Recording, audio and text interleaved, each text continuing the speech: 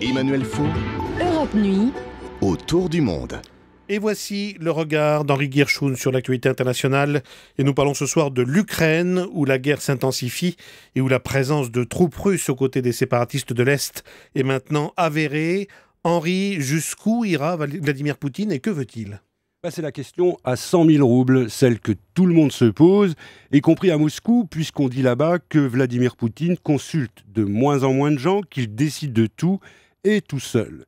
Alors il faut bien admettre que ces derniers temps, Poutine a rendu tous les spécialistes de la Russie complètement chèvres, à tel point qu'il se divise maintenant en 3 catégories, les optimistes, les pessimistes, et entre les deux, ceux qu'on pourrait qualifier de réalistes. Alors ça mérite explication. Que disent les optimistes ? Aujourd'hui, ce ne sont pas les plus nombreux. Pour eux, l'objectif de Poutine est toujours d'empêcher l'Ukraine de devenir européenne, puis d'intégrer l'OTAN. Il veut y arriver vraiment, mais il n'est quand même pas prêt, pour cela, à mettre l'Europe à feu et à sang. Ce qu'il cherche, tout simplement, mais dans son style brutal, son style cynique, c'est arracher un accord qui pourrait aboutir à une autonomie des régions de l'Est, puis éventuellement à une fédéralisation de l'Ukraine, et on parle même d'une finlandisation, c'est-à-dire sa neutralité entre l'Est et l'Ouest. J'imagine, Henri, que les pessimistes, eux, ne croient pas tellement à cette idée d'un Poutine assez sage. Exactement, ils n'y croient pas le moins du monde,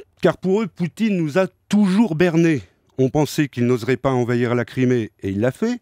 On croyait qu'il ne prendrait pas le risque d'envoyer des troupes à l'Est, et il l'a fait aussi. Alors c'est écrit, les séparatistes ukrainiens vont déclarer leur indépendance, puis ils demanderont aussitôt leur rattachement à la Russie, comme en Crimée.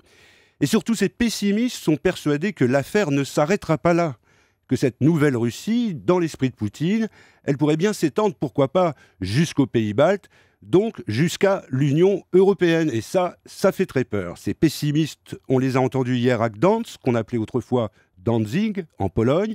Ils ont appelé le monde à ne pas refaire les mêmes erreurs du passé et à réagir avant qu'il ne soit trop tard. Alors, mais je n'oublie pas que vous avez parlé aussi des autres, les réalistes. Ça, c'est le troisième camp, ceux qui pensent qu'après tout, le véritable souci de Poutine n'est pas l'Ukraine, mais de préserver son pouvoir et celui de son clan à Moscou. Et de ce point de vue, c'est vrai, la guerre en Ukraine lui a permis de souder les Russes autour de lui, à condition toutefois qu'il n'aille pas trop loin pour ne pas risquer de retourner l'opinion. En fait, pour ces réalistes, les Occidentaux n'ont qu'une chose à faire, rassurer les alliés baltes et polonais, en attendant le jour où le vent finira par tourner à Moscou.